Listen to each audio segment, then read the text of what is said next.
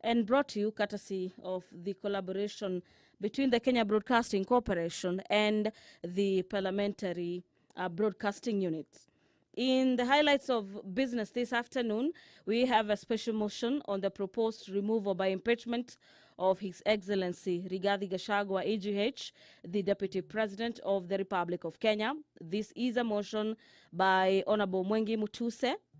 The member, through his special motion, is seeking to have the House that pursuant to provisions of Article 145 as well as Article 150, subsection 1 and B, and 2 of the Constitution, and equally pursuant to standing orders of the National Assembly, standing orders number 64 and 65, that the House resolves to remove from office by impeachment His Excellency Honorable Rigathi Gachagua, AGH, the Deputy President of the Republic of Kenya.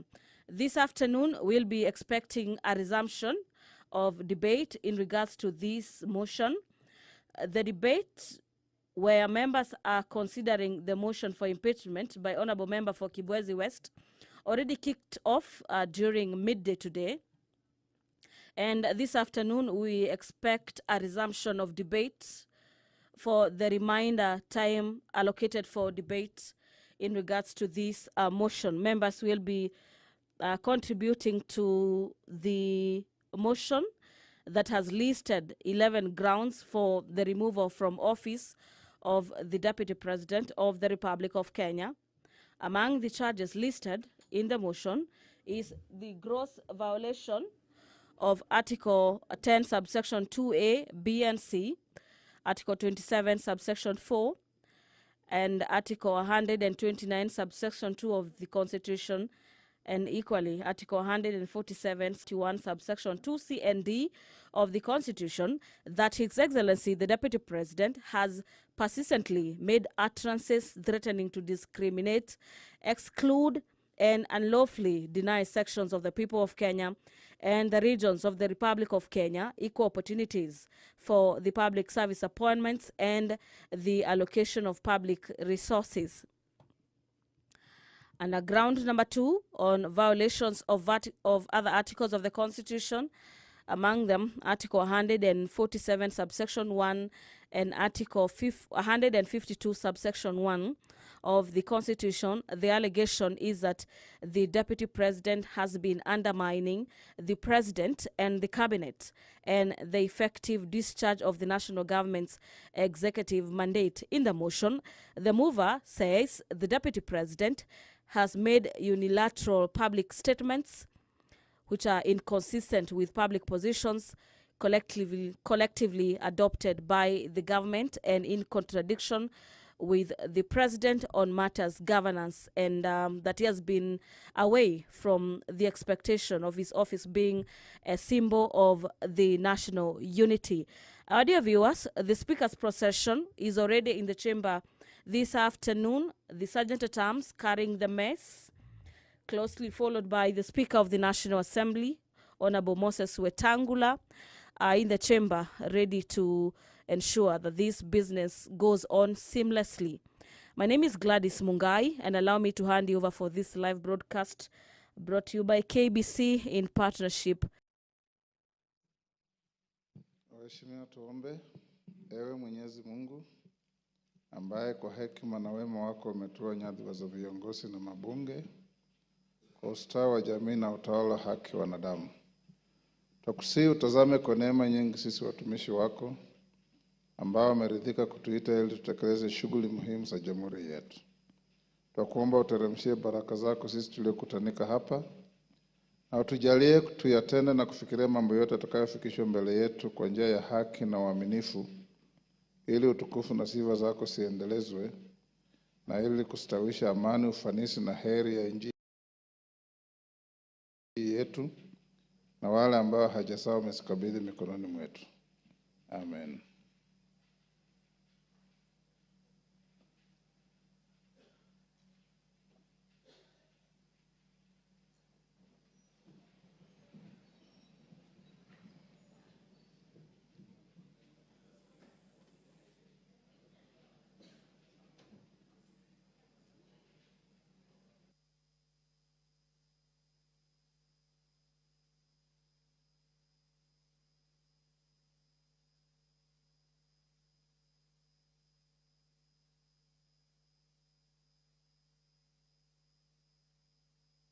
Members, we have quorum. We'll proceed. Clerk.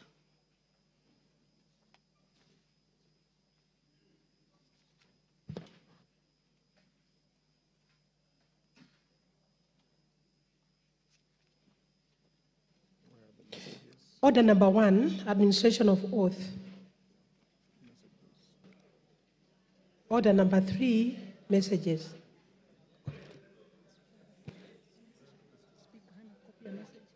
Okay. Order number 4, petitions. Order number 5, papers. Questions and statements.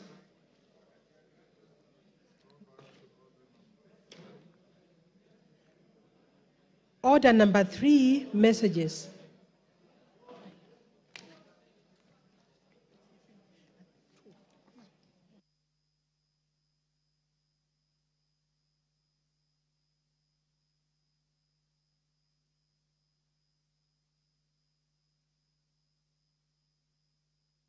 Members on their feet, take your seats.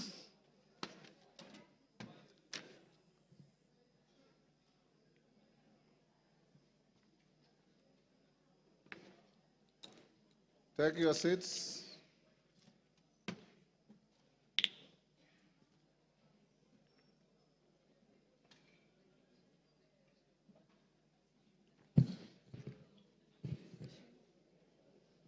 Honorable members, I have a message from the Senate. Honorable members, pursuant to the provisions of Standing Order 41-4, I wish to report to the House that I have received 2 messages from the Senate regarding its decision on 2 bills, namely the Equalization Fund Appropriation Number 2 Bill, Senate Bill Number 30 of 2023, and the Division of Revenue Amendment Bill, National Assembly Bill Number 38 of 2024. Honorable members, the first message conveys that on Tuesday, 17 September 2024, the Senate considered and rejected the National Assembly's amendments to the Equalization Fund Appropriation Number 2 Bill, Senate Bill Number 30 of 2023. You will recall that this House considered and passed the bill with amendments on 13th June 2024. Thereafter, I referred the bill back to the Senate for reconsideration in accordance with the provisions of Article 112 1B of the Constitution.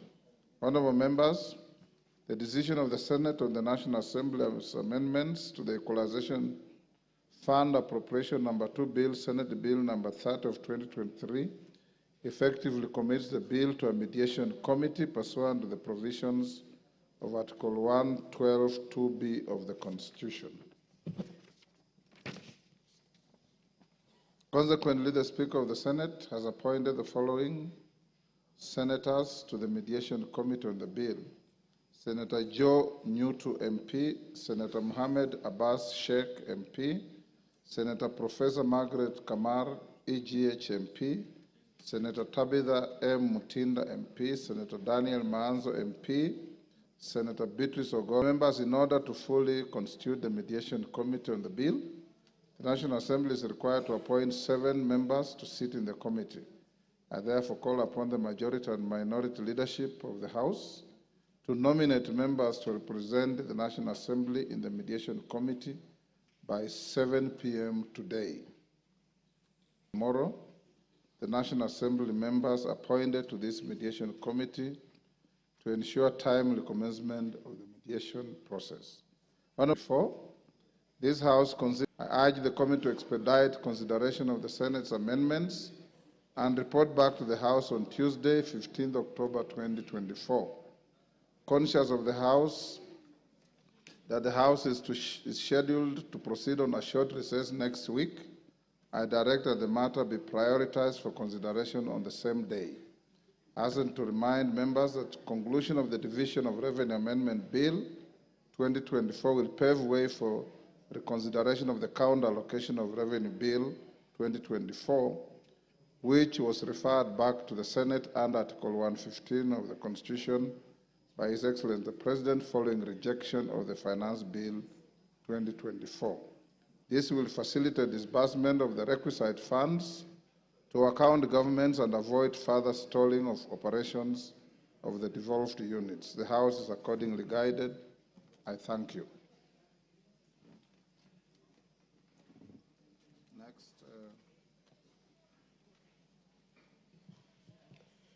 Order number 8, special motion, proposed removal by impeachment of His Excellency Rigathi Gachagua, EGH, Deputy President of the Republic of Kenya.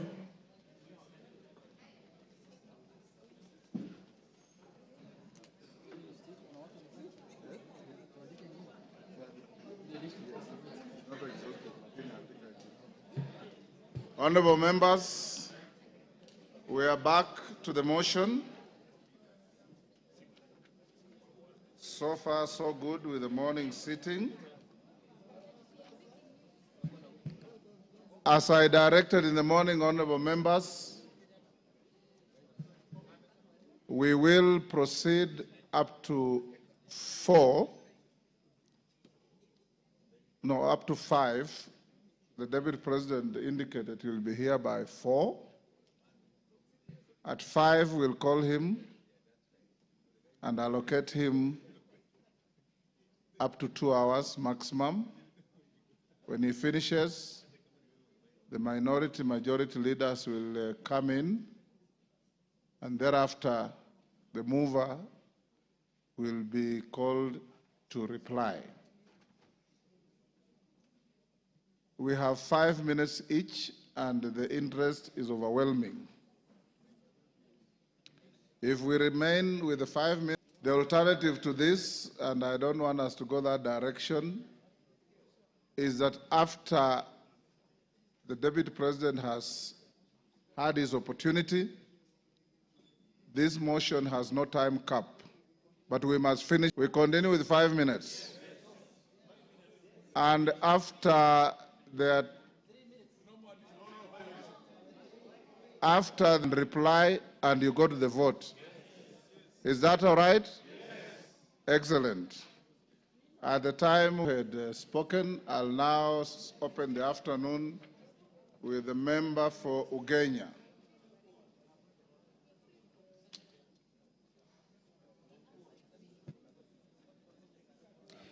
Thank you so much, Mr. Speaker. Mr. Speaker, Article 132 of the Constitution of Kenya provides that the President will every year give a report to this House on the steps taken to implement Article 10. Mr. Speaker, Article 10 is the soul of the nation. Article 10 is what the engineers would call the software of the country. It is what the doctor would call the heartbeat of this country. Article 10, this country gave to itself how they want to be governed. Mr. Speaker, Article 10 of the Constitution provides for us the map to where we want to go. Mr. Speaker, in the last 1.5 years, we've listened to and been treated to, Mr. Speaker, the deep of the nation, Mr. Speaker. When we went to give ourselves a new constitution, Mr. Speaker, we said tribalism, nepotism, corruption, Mr. Speaker, are our ills. And we said that we will entrench Article 10 and ensure that going forward, we live as a country together, united, Mr. Speaker. Mr. Speaker, for the last 2 years, the Honorable Gachagua has not only put a knife onto the back of our values and shared principles, but he's kept turning that knife, Mr. Speaker, to the level where if we allow him to continue being Deputy President, Mr. Speaker, we are going to risk the loss of the heart of this country, Mr. Speaker. Mr. Speaker, the move of this motion, the Honorable Mutuse, read what appears in Article 10, Mr. Speaker. Mr. Speaker, there is nothing to say about a person who believes that this country should only belong to one region, Mr. Speaker. It has to be clear today that we are not impeaching Mount Kenya. We are not impeaching the Kikuyu. We are impeaching an individual who has refused to follow the law every single day of his life. Mr. Speaker, Honorable Gachagua is the Deputy President of the Republic of Kenya, not the Deputy President of Mount Kenya, Mr. Speaker. He is the Deputy President of Kenya Kwanza, not Mlima Kwanza, Mr. Speaker. It has to be said today that if you are to build together, if you are to run a country that has shared values, shared principles, and shared prosperity, Mr. Speaker, all of us must believe that our leaders will live within the four corners of the law. Mr. Speaker, it is true, and it's been said by Kenyans, that we are all tribal. Of course, we all come from tribes. We also have our own tribal sentiments, Mr. Speaker. We all have our feelings about what should happen to our tribe, Mr. Speaker. Mr. Speaker, it's even been said that Kufa Dereva, Kufa Makanga. It's also been said that all of us sitting here today have some tribal things in our closet, Mr. Speaker. That is true. But, Mr. Speaker, and you are a seasoned lawyer, when you go to court and you are charged, and the others you are charged are not in court, they say Rigathi Gachagua and others not in court. The case here today is that of Rigathi, not others not here today. The case we're dealing with today is the case of Makanga, not Dereva, not passengers. So, Mr. Speaker, we have to deal with a person who believes that his job is to represent Mount Kenya. Mr. Speaker, on this side sits members of parliament elected by Mount Kenya people. On this side sits members of parliament from Nyeri, from Kirinyaga, from Muranga, from everywhere. Those counties also have governors. Nobody appointed Rigathi to be the benefactor. No one appointed Rigathi to be the custodian of Mount Kenya. No one. Because our constitution provides for leaders from that place to represent them. Mr. Speaker, by his actions that are against Article 10 of the Constitution, Mr. Speaker, Rigathi has alienated Mount Kenya from the rest of the country. He is fought so hard to be the Mount Kenya kingpin, Mr. Speaker, and I believe that this House must impeach him so that he can go and be the kingpin of Mount Kenya, not the deputy president of this country. That's what we need to do this afternoon, Mr. Speaker. Mr. Speaker, yesterday I heard him mention the name of our PCS, the name of the Ford Kenya leader. Mr. Speaker, coalition agreements are done. Give him 1 minute. Coalition agreements are done between parties and among parties, Mr. Speaker. And if, for example, MDG where I ran has shares in the government, the shares are for the whole country, not for a tribe or for an individual, Mr. Speaker. Mr. Speaker, today, I must say that we will impeach him. But all of us here today must also soul search that as you impeach Gachagua, have you lived a better life yourself as a Kenyan? Have you lived a better life as a leader? What have you done in your closet that reflects what Gachagua has done? We'll impeach him. I support and believe that he must be impeached. Commissioner Patrick Makau. Thank you, Mr. Speaker, for giving me this chance. Mr. Speaker, from the onset, allow me to give thumbs up for one Honorable ECOMAS Mwengi Mutuse massive motion and showing Kenyans that leadership is not about where you come from, who you are, but how you perform your duties. Mr. Speaker, this morning, I've heard many speakers talk to this motion. Mr. Speaker, I agree with the speakers, and the week before, Mr. Speaker, I've been watching the Deputy President of this country doing rallies in town, going to churches, and Mr. Speaker, what we saw on Sunday was different from what we saw yesterday. In fact, Mr. Speaker, I want to advise us, even as politicians, sometimes we should listen to our advisors, and we listen to the right advisors. Mr. Speaker, if I were to advise the Deputy President, yesterday's interview was his undoing, and he proved to Kenya that yes, all these accusations that are being leveled to him are really true. Mr. Speaker, I want to confirm to this House, one, despite Article 10, the Deputy President, who is supposed to hold the values of this nation, by uniting Kenyans, by fighting against corruption, by fighting against tribalism, he is the one who has championed tribalism through and through. Mr. Speaker, I want to tell you, as a member of Parliament Mavoko, I have spoken the word Kenya many times, more than the Deputy President of this country. All what I've been hearing is Murima, Murima, Murima, Murima, Murima. Mr. Speaker, today I want to tell Kenyans, I know Parliament has been prosecuted and many words, we've been called names that we are an unperforming house. But today I stand here as a legislator Mavoko. Mr. Speaker, why am I charging the Deputy President to be a tribalist? Mr. Speaker, at one time, I listed a cabinet decision to reverse the demolitions in Mathare. Why did he do that? He said his people were in Mathare and that he could not sit and see his people's houses demolished. Mr. Speaker, it reminded me when the people of Mavoko houses were being demolished. Personally, I went to him, and Mr. Speaker, I thought he could help me. But the words he used to me are unprintable, and I cannot speak them in this house. Mr. Speaker, today I want to tell him, those people that he was addressing, 30% of the houses that were demolished belong to those people of Murima. They belong to Kenyans. Mr. Speaker, I come from a constituency that is cosmopolitan. Today, as I stand here, auctioned because they had gone for loans for those houses to build. Mr. Speaker, as a legislator, I humbled myself and requested and asked the Deputy President to intervene so that those houses, Mr. Speaker, a parcel of 4,000 acres, 325 acres, I requested him to have the 300 acres where the houses were seated, to have those people even pay to Portland. But the names he called me, Mr. Speaker, I cannot call them here.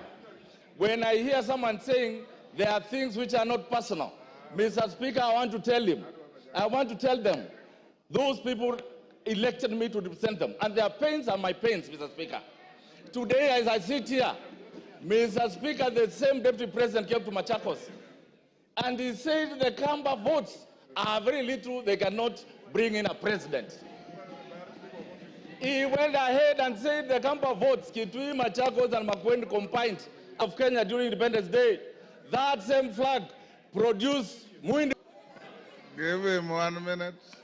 You said their votes were useless. They are the ones who are running every night now, calling for them to come and save you in this budget motion. Mr. Speaker, I want to remind him that every tribe in this country is important and he should live to respect them. I support this motion for every reason and every accusation that he has been accused of. I thank you, Mr. Speaker. Honorable Sane.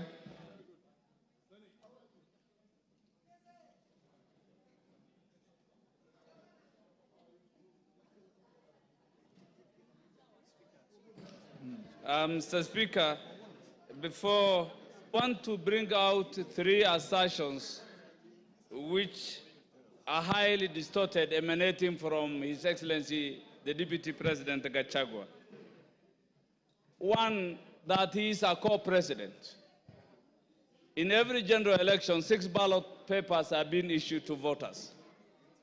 And of the 6, 1 is for the presidency, and all Kenyans have voted His Excellency President William Samoei Ruto. I did not, and no Kenyan voted Gachagua for any position other than the president to State House. He was not elected. So the claim that he had acquired 7.2 million voters is unfounded, unfactual, and is just mere hallucinations, Mr. Speaker. So he's not a co-president, he is just merely an assistant. He talks of being trained in paramilitary exercises or acquired paramilitary training. He is supposed to be a symbol of harmony, a symbol of unity, not to intimidate, not to tell the citizenry that indeed he is military trained. That in itself bespeaks volumes on who his character is, Mr. Speaker. One other thing, yesterday he has made disparaging remarks on the Speaker of the National Assembly and the Speaker of the Senate. The fact that his impeachment is coming in front of this House today, on to the impeachment motion, Mr. comes into the country. The second, he gives press releases that contradicts the president, talks too much, giving epithets on several occasions. Yesterday, all came in. That in itself depicts lack of respect for the presidency. Mr. Speaker, it is clear in our Constitution that he is the second in command, as espoused in Article 147.3, as read with 134, of the position of the executive, not being the assistant and showing the unity so expected of him, Mr. Speaker. Mr. Speaker, the Deputy President severally pronounced himself on matters discriminating Kenyans, that he has gotten his share of cabinet secretaries in his region. Cabinet secretaries belong to all Kenyans, and I think that doesn't befit. He has addressed public servants in public, and in all aspects, he has violated Article 232, which is the same principles that is expected for the executive. Finally, Mr. Speaker, he also talked ill of public participation. The courts have declared themselves that public participation was well done, and yesterday it was clear that he was contemptuous that the public participation done by the National Assembly did not meet the required threshold, and that, I believe, is also being so contemptuous of this House. With those few remarks, I support the impeachment. Thank you. Rafael Wanjala.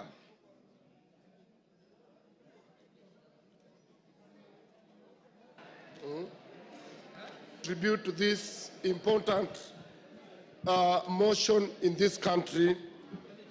Mr. Speaker, this is my second motion since I became Member of Parliament, the second one to discuss impeachment of our Deputy President.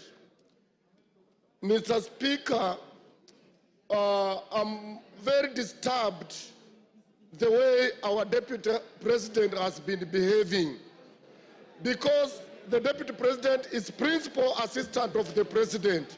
But always when the President goes out of the country, the guy recedes back to Murima, and then he starts asking Mr. President so many questions instead of running the country when the President is away.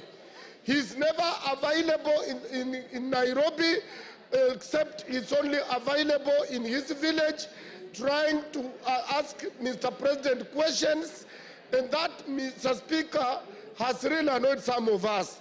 Mr. Speaker, when there were floods, this Deputy President, Mr. Speaker, was assigned by the President that he's supposed to take care of the disaster that was there at that time. The man never moved from his home yard to other areas. He was never in Nyando, he was never in Budalangi, he was nowhere, and all the food he directed to his backyard. Mr. Speaker, I want to be very brief. Yes, Mr. Speaker, this Deputy President. Order, Wanjala, there's a point of order. Yes, Muya.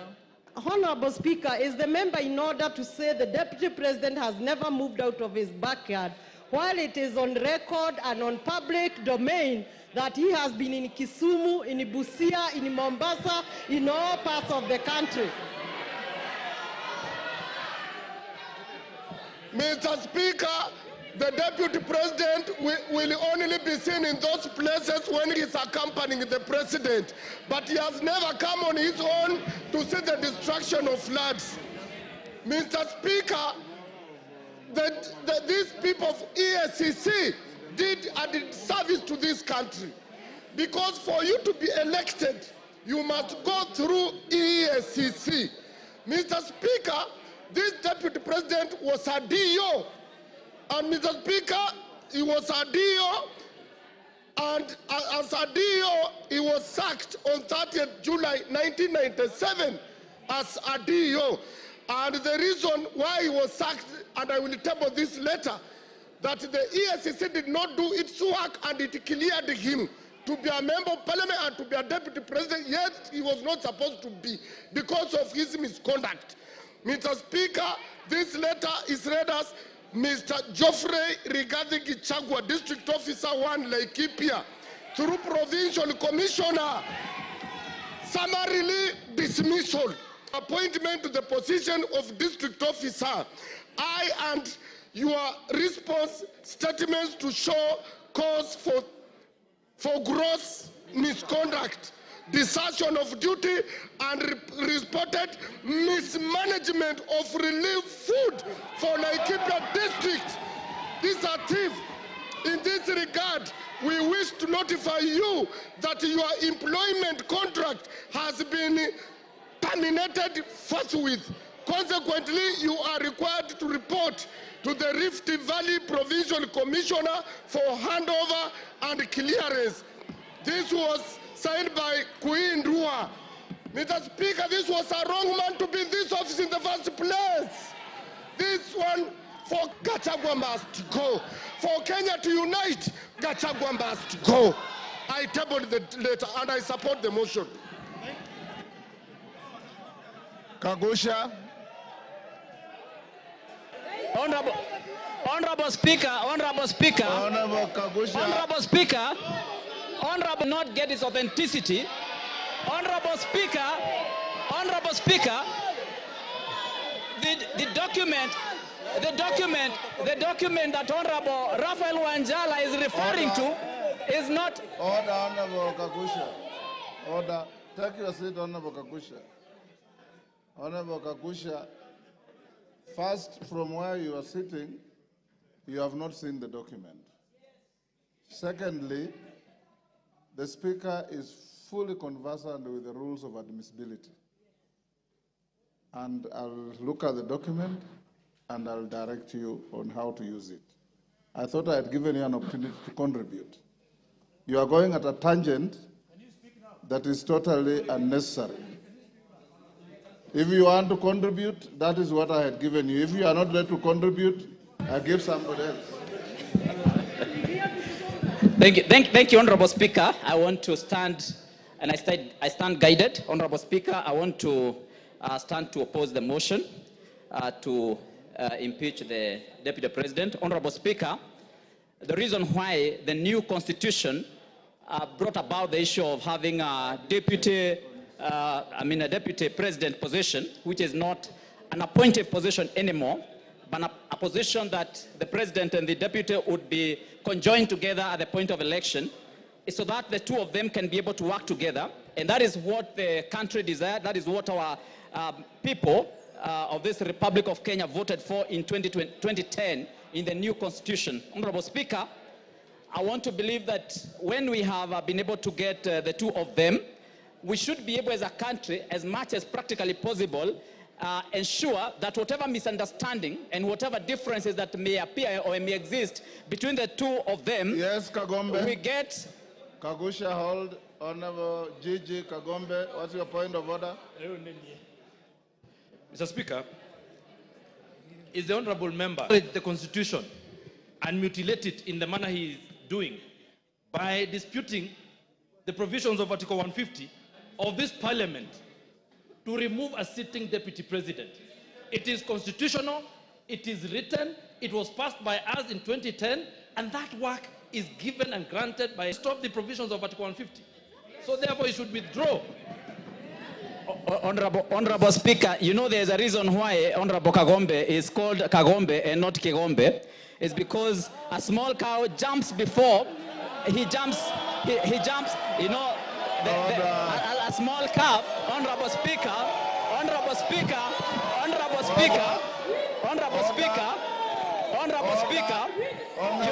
you know. Take your seat. Order. Order, honorable members, order. Order. Honorable Kagusha, take your seat.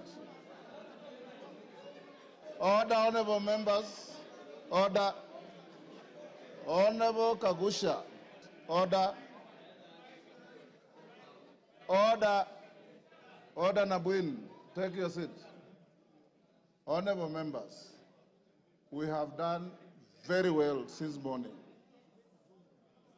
This may be an emotive motion, but as leaders, we want to encourage you, honorable members, Honorable Kagusha, treat your colleagues the same way you would want them to treat you. Don't make any disparaging remarks. Don't purport to misinterpret the meaning of the name of a colleague, because that's not your duty. we just withdraw and apologize to Kagombe and proceed with your contribution. Thank you, Honorable Speaker. I want to, Honorable Speaker, I want to withdraw the naming of Honorable Kagombe and apologize, Honorable Speaker. Now. Honorable Speaker, I also hope that you have noted the Honorable Amombi has hit me with a bottle of water. Honorable Speaker, Order. Honorable Amombi, did you throw a bottle? Take your seat. That is very unparliamentary. Take your seat. Wamumbi. Mr. Speaker, it's very bad that Honorable Kagusha can lie to this House. He is lying. Mr. Speaker, Honorable Kagusha is lying. Let him continue with the speech, but he should not lie in this House. Order, honorable members, to the extent that the Speaker didn't see and Honorable Kagusha is not claiming any injury, let's leave it there.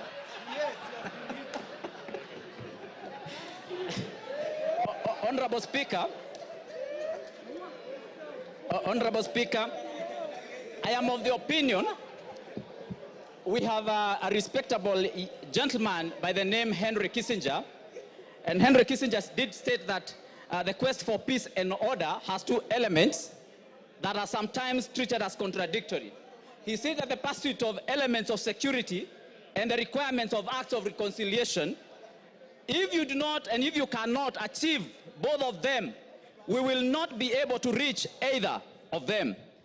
The road to diplomacy, Honorable Speaker, Henry Kissinger did say that may appear complicated and frustrating, but progress to it requires both vision and the courage to undertake that journey. Honorable Speaker, I'm of the opinion that when we have our two senior-most gentlemen in this republic having such kind of a disagreement or an issue that is as doing now, we are just following on the issue of security. We are looking at the issues of removal, yet we are not pursuing a very important goal in this, and that is reconciliation. And for that matter, Honorable Speaker, I am of the opinion that we should seek a way that we can be able to bring the two gentlemen together. Honorable Speaker, you know that in the past we have brought an elder by the name His Excellency Obasanjo.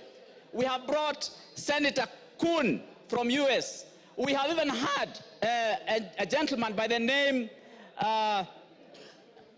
Museveni, His Excellency Museveni, who have in the past mediated when our two senior-most leaders in this country have disagreed. And for that reason, Honorable Speaker, I want to remind you that you have even had Kofi Annan in Kenya.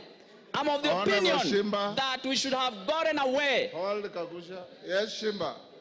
I want to inform Honorable Kagusha that by any dictionary that is known in this world, Honorable Speaker, I did not ask for information from Honorable Omar. Just relax. Order. Honorable Speaker, I do not desire to have any information from Honorable Your information, take your seat. Finish up. Thank you, Honorable Speaker. So, Honorable Speaker, I would like to complete my statement. Yeah, finish up. Give him a minute. Finish up. Time is up. Give him a minute. Thank you, Honorable Speaker. I would just like to complete my statement by saying that I wish that as a country, we are able to come up with a mechanism in which we can be able to bring our senior leaders when they have a disagreement in such a way that they can be able to reconcile and agree. Because, Honorable Speaker, even when we open the Pandora's box of impeachment, Honorable Speaker, we are going to be opening something that we may not be able to contain. We are now likely to have many impeachments coming to this House because we have started something that, Honorable Speaker, sometimes we are not able to contain in coming days. Thank you, Honorable Speaker. He's off the floor, Jeanette, so you cannot raise. Mr. Speaker, I wanted to clarify that the matter before the House is not a disagreement of anyone.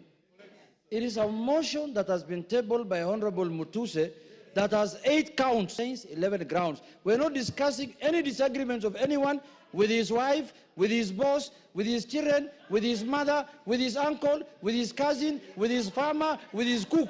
We're not discussing those things, bro. Mama Zamzam. Mheshimiwa Spika, na mimi niweze.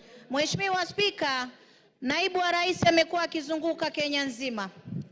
Na akizungumza, mimi kwanza nilikuwa nauliza Mheshimiwa Spika, naibu wa rais amesahau dawa zake kumeza ama kuna shida Mheshimiwa Spika? Kwa sababu Mheshimiwa Spika, naibu wa rais alikuwa akizunguka kila mahali. Anazungumzia mambo ya ukabila, anazungumza mambo ya shares. Mimi najiuliza, Mombasa County Mheshimiwa Spika, sisi ndio tulikusanya ushuru zaidi tukawa nambari 1 Mheshimiwa Spika. Lakini naibu wa rais akizungumza, anazungumza mambo ya shares, mambo ya mlima, mambo ya nini. Na Mheshimiwa Spika, ukiona naibu wa rais anaweza kumkosoa rais mbele ya wananchi Mheshimiwa Spika. Mheshimiwa Spika, Honorable Wamchomba, hold Mama Zamzam, hold her time. Yes, Honorable Wamchomba.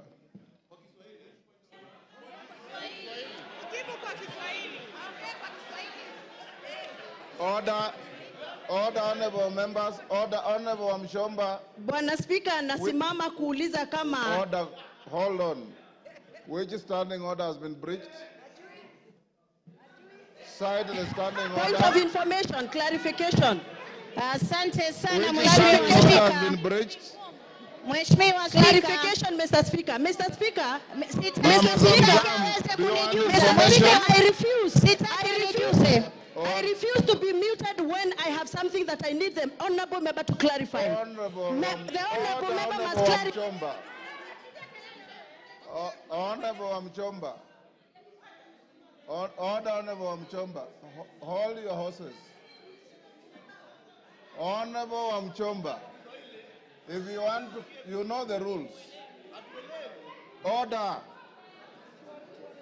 Honorable Wamchomba, you know the rules. If you want to inform a member on the floor, the member must accept your information. She has said she doesn't want.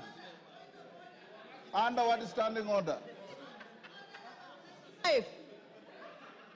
Mr. Speaker, the honorable member has talked about that Mr. Deputy President alisahau kunywa dawa. Tungetaka kujua ni dawa gani ambazo mheshimiwa anaongea juu yake. Na kama hizo dawa, na kama... Mama Zamzam, endelea. Mheshimiwa Spika, wajua ndio makosa ya kupatia mabubu kuzungumza Mheshimiwa Spika. Mimi nimesema huenda ikawa, sijasema amesahau, nimesema huenda ikawa, nilifikiria, nilikisia. Lakini Mheshimiwa Spika, kiongozi kama yule ambaye siku zote anajua makabila yote Kenya tunakaa kwa amani, tumeoana, tunaelewana, Mheshimiwa Spika, anataka kuturegesha kwa makabila kama vile tulivyokuwa na mambo ya Kaya Bombo, kama tulivyokuwa na zile baada ya kura za 2007 2008 Mheshimiwa Spika. Watu walipoteza maisha yao kwa sababu ya ukabila Mheshimiwa Spika. Mimi nakaa nikishangaa. Deputy President alikuja Mombasa. Amesimama juu ya gari anatafuna ndizi na mahindi choma Mheshimiwa Spika. Kwanza alitupa takataka pale, alikuwa juu kama kuna watoto wetu ndio ufagia Mheshimiwa Spika. Mheshimiwa Spika, pale juu ya gari Deputy President anazungumza akisema kuwa yule gavana atoe pesa za floods wakati anajua 14 billion kutoka World Bank ambayo ni ya disaster management Mheshimiwa Spika zilikuwa kwa ofisi yake na aliziramba Mheshimiwa Spika.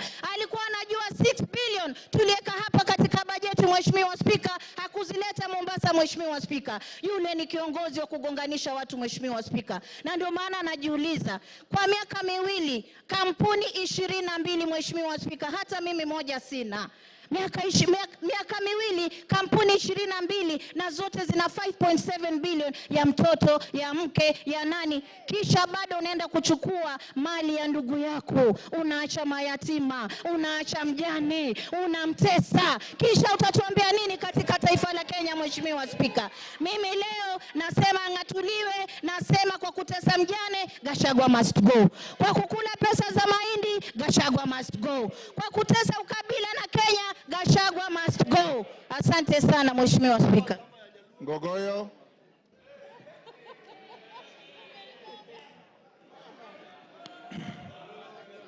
Thank you, Mr. Speaker. Mr. Speaker, sir, I rise to oppose the motion by by the Honorable Mwengi Mutuse, Member of Parliament for Kibwezi West. Mr. Speaker, I, representing the people of Kajiado North, Mr. Speaker, I have gone through the motion and the issues that Wakili Mwengi Mutuse has raised. And Mr. Speaker, I pick on a number of issues that I would want to draw the attention of this House to. Number one, Mwengi Mutuse says that all we need to do is to just believe the things he has tabled here are true. We cannot believe what he says is true. We have to cross-examine. We have to look at them properly. Mr. Speaker, I have gone through the evidence that he has provided on some of the issues. And Mr. Speaker, having 21 companies, according to Mwengi Mutuse, is an intention for the Deputy President to launder money, and therefore he should be impeached. Mr. Speaker, he did not say money has been laundered, but it is an intention. And he says it is enough for this House to just believe and therefore impeach. Mr. Speaker, I say no to that impeachment. Number two, Mwengi Mutuse, former Chief of Staff in Machakos County Government and the current Member of Parliament, is giving hearsay that he has heard. Mr. Speaker, he has said in his submission that they were officers who were coerced to write to change in the Ministry of Lands without tabling any evidence from the document that he has provided. Mr. Speaker, this House cannot go with hearsay. It is not possible for you to make a decision out of hearsay. Mr. Speaker, in his accusations, he says that the Deputy President is a Mount Kenya person, makes issues based on Mount Kenya. I am the Member of Parliament for Kajiado North. He has visited my constituency for a development tour. The executive, through the State Department for Education, Mr. Speaker, constructed classes, courtesy of his visit in Enoma Tasiani Girls Secondary School, a school that rescues girls, specifically from asylum. Mr. Speaker, the only girls' school that we have in my constituency, the Great Kajiado North. Mr. Speaker, Mwengi Mutuse did not mention such issues, but he says, according to him, the Deputy President coerced, did 1, 2, 3, and Mr. Speaker, he wants to say that we just need to believe. Mr. Speaker, impeaching the Deputy President of the Republic of Kenya needs more evidence than what he has provided. I find this to be very shallow, and Mr. Speaker, maybe in the words of the Chief Justice, this is hot air, in my opinion, Mr. Speaker. Mr. Speaker, I have found very respectful submission from lawyers in this House, Yes, Mama Zamzam. a majority of What's them. your point of order Mheshimiwa, and point what's of order standing number order? 87, Mheshimiwa Spika. Mimi nataka nimjuze mbunge mwenzangu kuwa huyu alikuwa... Naomba nisijuzwe, naomba nisijuzwe. Hapana, nimesema... Naomba nisijuzwe. She is on a point of order. Mheshimiwa Spika, nataka atoe statement of fact, Mheshimiwa Spika. Huyu mbunge aliyoko hapa, hata kama alikuwa akifanya kazi county hapa, amekuja ni mbunge na ametoa motion hapa, Mheshimiwa Spika. Na mimi nataka nimwelezee mbunge kuwa wasema kule wanaosema kufa abiria, kufa pia, wote hawana chochote, Mheshimiwa Spika. Kwa hiyo aende tu nyumbani, Mheshimiwa Spika.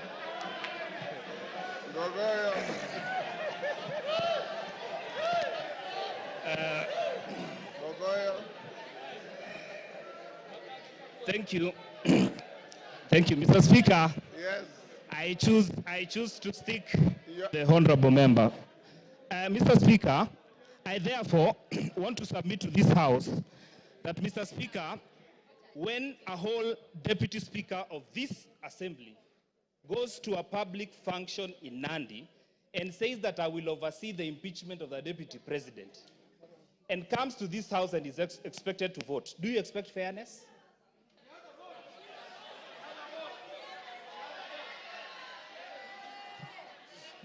Your time is up.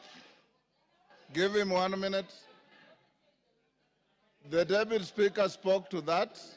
Thank you. She has a vote unlike the Speaker. Yeah, but Mr. Speaker, I just want to say And she that will I not find preside on these proceedings. okay because admit that Ngogoyo Onesmus Nguro, Member of Parliament for Kajiado North, says no to the impeachment of the Deputy President of the Republic of Kenya.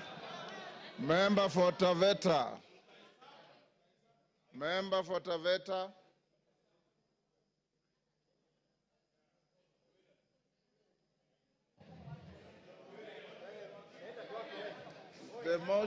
The mic is there. Can I have this one? Is This it one working? is short. There you are.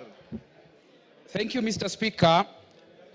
For a start, Mr. Speaker, I rise to support the motion by my learned colleague, Honorable Mutuse. Most of the things, Mr. Speaker, have been said, but allow me to say a few things. Number one, allow me to borrow on the then Council of White House during the Clinton administration. He said, impeachment is not a remedy for private wrongs. It's a method for removing someone whose continued presence in office would cause danger to the nation.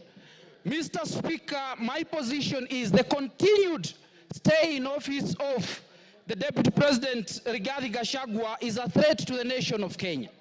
I continue by saying this, Mr. Speaker. Between 1963, when we got independence, we had a vice president in the name of Jaramogi Oginga Odinga. He never said, do not touch Luo Nyanza. During the President Moi's regime, we had George Saitoti. We had Musalia Mudavadi. He never said, do not touch Luya Nation. During the time of Stephen Kalonzo Musyoka, he never said, do not touch Ukambani. But we have a deputy president, Mr. Speaker, who is obsessed with a certain region in this country. Mr. Speaker, secondly, Mr. Speaker, much has been said by my learned colleagues in this House. But I want to borrow something, Mr. Speaker. Article 145 of the Constitution provides for reasons for impeachment of a deputy president and the president. The case of this during Sonko's impeachment, the Supreme Court laid certain guidelines and said that the question as to whether or not there is a violation of a constitution should be guided by certain principles. Number one, whether there is interference with the constitutional functions of the legislature and the judiciary. My submissions is that the utterances of the deputy president in relation to his cases in court is interference with the constitutional functions of the legislature and the judiciary. Another ground that has been given in determination as to whether or not there is a violation of the constitution is whether there is an abuse of the code of conduct. Mr. Speaker, my argument is the constant pronunciation by the deputy president that divides the country in terms of regions and tribe is an abuse of code of conduct and is a ground for impeachment. Another constitution. Mr. Speaker, I want to say this. In Taveta, where I come from, there are two minority tribes. There is the Taveta tribe and there is the Pare tribe, with a minority tribes in Kenya. Article 56 of the Constitution says that the state should do everything within its means to ensure that marginalized tribes in Kenya about a certain region without considering the Tavetas of Taveta or the Pares of Taveta is a violation of fundamental rights and freedom as guaranteed by Article 56 and is a ground for impeachment. Very lastly, Mr. Speaker, I want to say this. Even in Taveta, there are Kikuyus. So if live in Tavetas. And that is why I'm saying, Mr. Speaker, because of the obsession of Mount Kenya, because of obsession of a certain region, Rigathi Gachagua must go.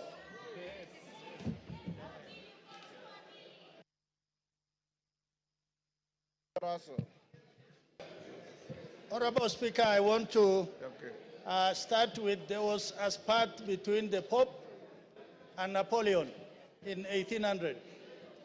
And this is what Napoleon asked the Pope. Pope, how many divisions do you have? Then the Pope replied, I have the Catholic Church.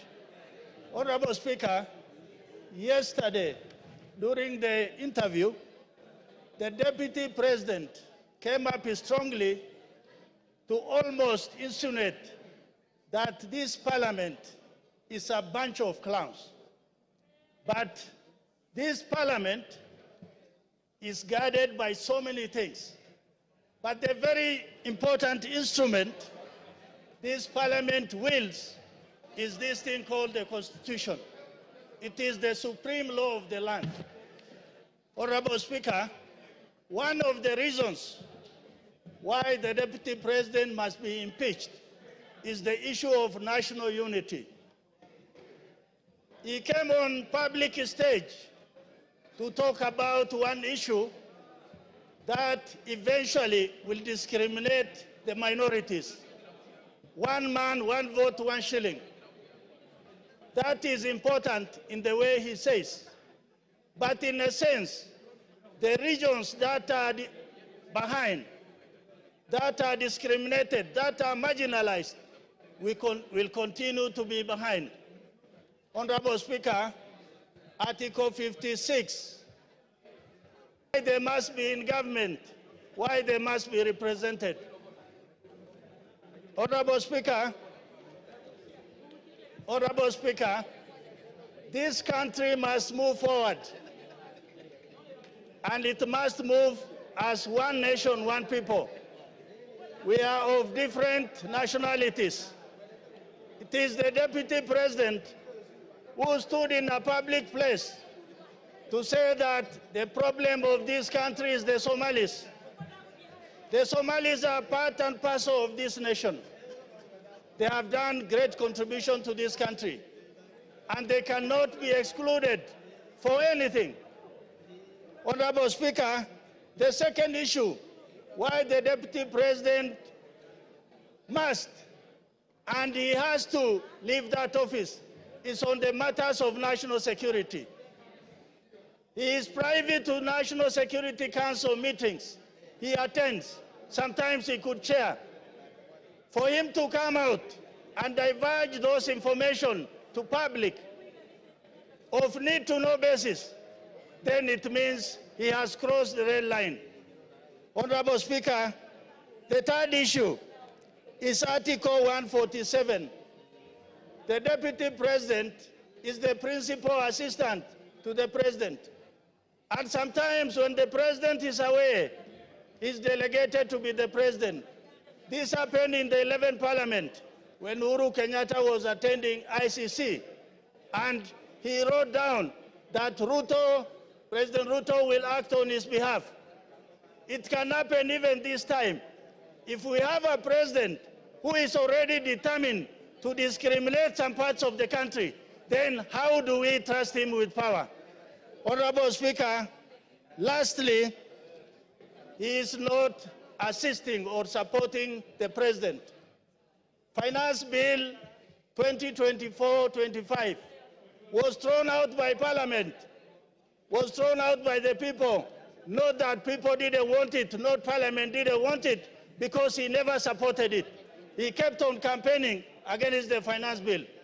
For those reasons, Honorable Speaker, I think the Deputy President must be impeached. Thank you, Honorable Speaker. Farah Maalim.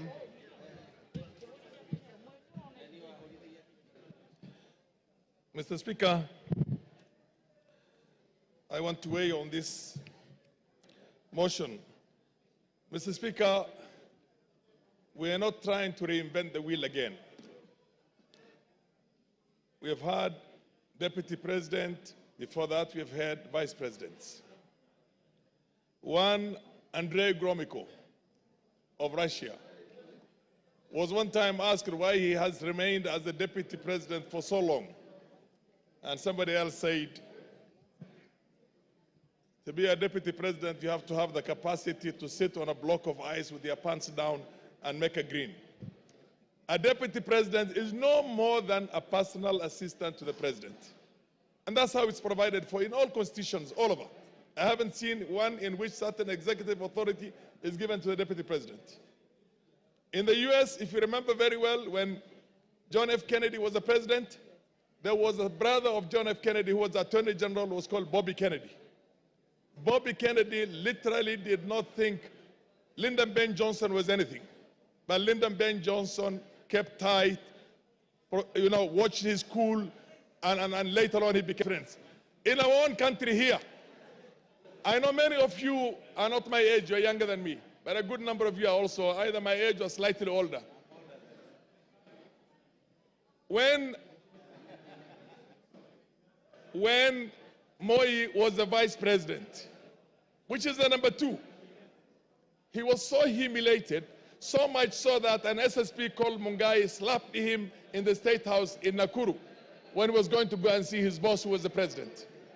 He did not complain publicly, he did not complain privately, he just went about his business.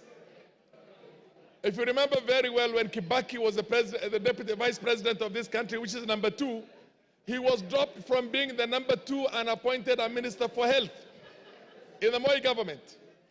He went to the president, thanked him for giving him the opportunity to be his vice for 11 years. Mr. Speaker, can you protect the house? It's too much sound. Let's go on.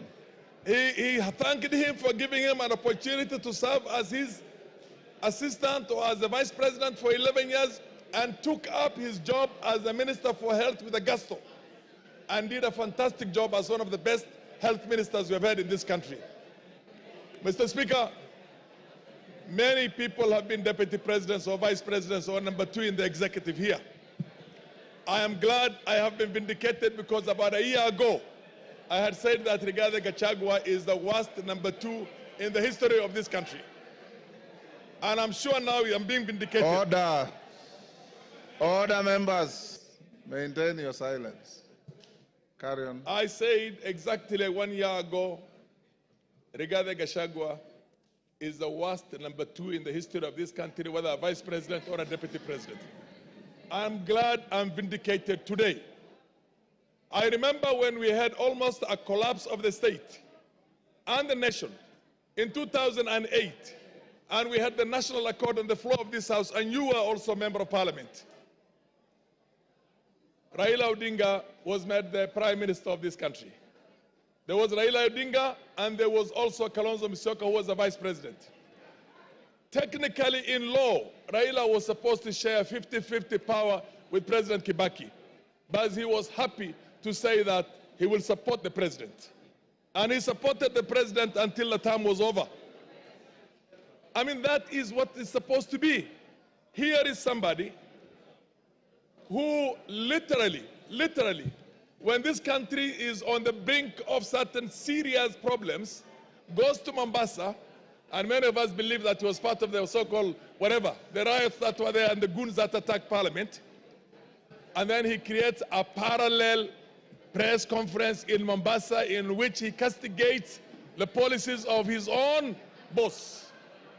His own boss, including castigating people whose authority is driven by the appointment by the president and passed by this parliament, passed by this house. Mr. Speaker, this man is bad for this country. There is need, this man is a heartbeat away from the president. God forbid, if anything were to happen to our president, he is the president. He is a danger. There will be no Kenya. 1 minute. If Gachagua has anything to do with, as far as I'm concerned, he did not even give me the benefit of saying that, let's be careful with the Somalis, we don't like Somalis. He called us warrior. Hey, Mau Mau. I would say Kikuyus if I want to talk about Kikuyus, or look for any derogatory name. I will not look for that. He didn't give us even that respect of saying the Somalis of Kenya. He said warrior. They do not have any role. They are not shareholders in this government. And you know what? I come from a region, Wajir alone, Wajir County alone is bigger than Central Province, Mountain Region, Western Province, and Nyanza put together. In Nyanza, and you have not gone to Garissa, you have not gone to Mandera, you have not gone to Marsabit, where we share with our Cushitic brothers, you have not gone to Shiloh. He's talking about half the country, and he thinks we are from Somalia. Time is up. Your time is up. Yes, Dr. Kogo. Thank you so much, Honorable Speaker. Thank you, my brother, for allowing me to pass on this information. Apart from what you have said, Mheshimiwa, the Deputy President of the Republic of Kenya is on record for insulting women as Malayas. And I want to go on record, is a Malaya. And somebody can negate that, and I have to say it. I thank you so much, Honorable Speaker. Yes, your time is up. Give him 1 minute. Okay, yeah, 1 minute. Mr. Speaker, Speaker. Yes. This country belongs to us all. This country belongs to all of us. If you try to marginalize me, and tomorrow I take up arms and decide to fight that, do you think there will be Kenya? Do you think 100,000 Somalis taking arms, there will be Kenya? Or 50,000 Turkanas? Or Sabaots? Or Pokots? This man is playing with this country. We shall not have stability, Mr. Speaker. We must have, Mr. Speaker, I support this motion of impeaching Gachagua. Let's do it the fastest possible, and we should never have somebody like him in future in any position of leadership. Mr. Speaker, we are all equals in this country. There's nobody who's more equal. We fought for independence. All of us fought for independence, although some will want to try and hide the... Your time is up. Member for Turkana at the back. That is who? Emathe. Emathe. Thank you, Honorable Speaker. I want to just give some comments on the same. Honorable Speaker, when the Deputy President was being sworn in at Kasarani, I only knew him as a personal assistant to the former President Uhuru. And after he spoke and he sat down, I was seated close to Honorable Kiborek. I told Honorable Kiborek that this is not going to be a good person, from the analogy that formerly he was a PA to the former president, and the manner in which he spoke to me was in the contrary. I just said that when he was being sworn in, I didn't know him. The only thing I knew about him was he was a PA. Now, the chicken have come home to roast. And Honorable Speaker, I want to say that I support his impeachment the same manner in which over 92% of my constituents in Turkana Central have agreed that we do the impeachment. Honorable Speaker, the impeachment is in two parts. There is the anti-corruption part of it, and there is the ethical or the ethics part of it. I want to speak on the ethics. And Honorable Speaker, here is a man who is full of himself. He is a very proud person, and Honorable Speaker, he doesn't even know what to say. He just speaks in the manner that does not depict him as the Deputy President of this country. Honorable Speaker, the Bible in the book of James brings out the bad part of the tongue. It says the tongue is this part of the body that is a world of evil. It is a fire. Honorable Speaker, the tongue corrupts the whole body. That is what the Bible says in the book of James. Honorable Speaker, a UDA member in the Kenya Council government, I want to say that it says we are not in agreement to work together with the Deputy President. I am not in agreement as a member who was ascribed to the party that I may not be able to work with the Deputy President because we have to agree. And what we are processing today here, Honorable Speaker, is a divorce. We are processing a divorce because under Article 56, this is a man who will not be able to speak for the minorities. He is a man who will not speak for the marginalized, Honorable Speaker.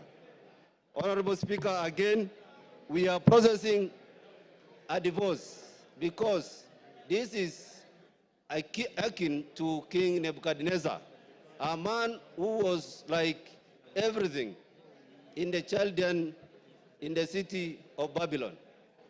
And Honorable Speaker, Kenya wants to unite.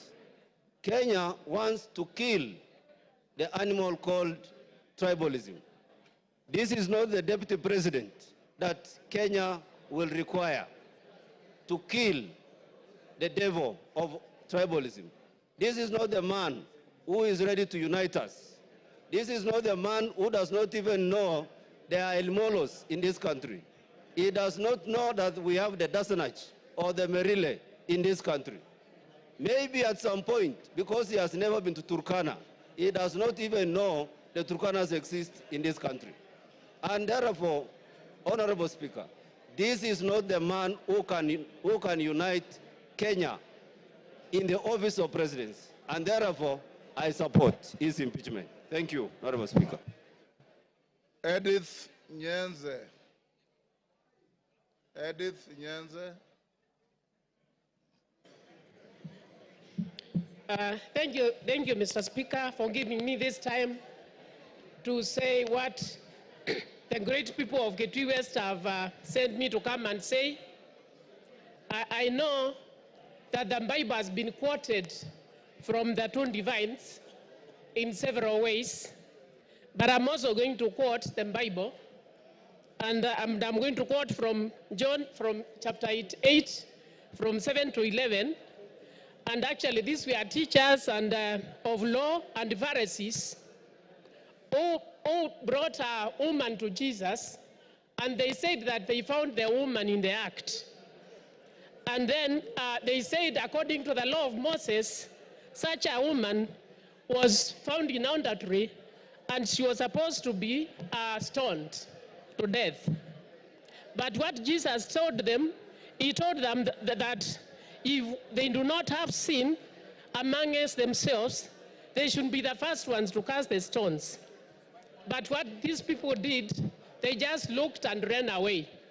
So, Mr. Speaker, I'm saying this scripture actually highlights the importance of forgiveness and mercy, and challenges the self-righteousness and hypocrisy. Actually, what I want to say is that there is also reconciliation. Reconciliation should be given room. Dialogue should be given room. If there was dialogue with a former prime minister, there was handshake with a former prime minister, why not give dialogue to even the deputy president? So give dialogue, give reconciliation for the peace of this country. What the people of Kitui West told me is that they have more pressing issues. They have more pressing issues than this impeachment. And therefore they told me to say no to this impeachment, that they should be sorting their problems first before we even come to this impeachment. We have only 3 years to go before the end of the term. So why breach the peace? So whoever is righteous, let them be the first ones to cast the stone. Thank you. Honorable Kororia. Honorable Kororia. I will give Kororia. Thank you very much, Honorable Speaker. And I stand to support Rigathi Gachagua, the Deputy President of the Republic of Kenya, should go home. Honorable Speaker, I can remind this House that during the swearing-in ceremony at Kasarani, the Deputy President humiliated Uhuru Muigai dignitaries in the Republic of Kenya. That was not enough, Honorable Speaker. After 3 months, he started attacking young people in Mount Kenya region, calling them Mongeki, to an extent of attacking Maina Jenga and calling him the leader of Mongeki, Honorable Speaker. Later, Honorable Speaker, he was not comfortable and satisfied with that. He went ahead to refer to the members of parliament from Mount Kenya region as Gakonia and Kunda Gotome and Komereras, Honorable Speaker. That is not acceptable, Honorable Speaker, because we all come from the same region and we are elected by the people. He went ahead, Honorable Speaker, to attack Raila Odinga and the Azimio fraternity, and saying that he has put Mitego so that they will not enter State House. And he was supposed to put Mitegos so that they don't enter Karen residence because he's not a president. Honorable Speaker, I want to say that we do not have two centers of power in the Republic of Kenya.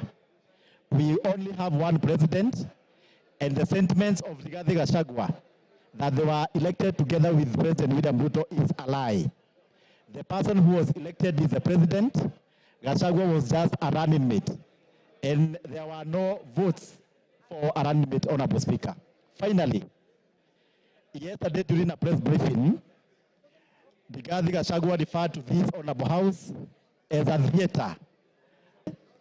I don't know whether you are going to compel him to substantiate if he's coming to a theater or Parliament of Kenya. With that, Honorable Speaker, I'm saying Gachagua must go.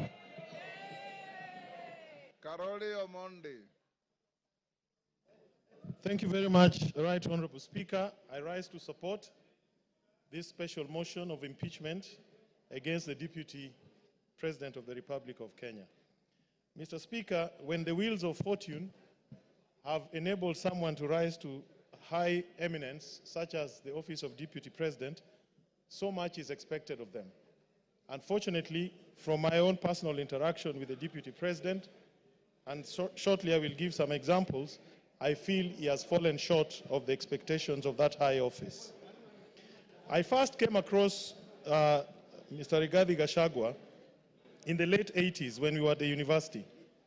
And as a matter of fact, he was ahead of us, and I think he was heading one of the district student organizations. He had cleared university, but he had not exited. In other words, he had become a pirate. That was the terminology we used then.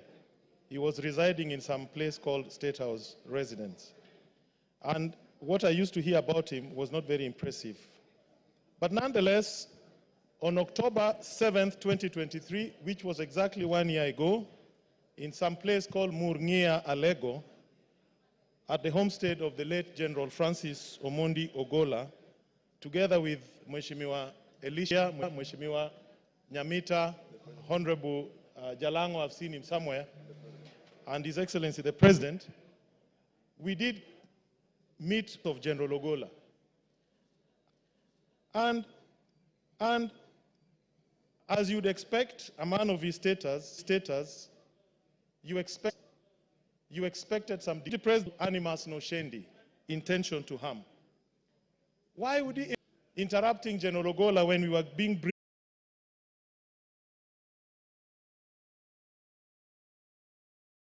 Kanjori.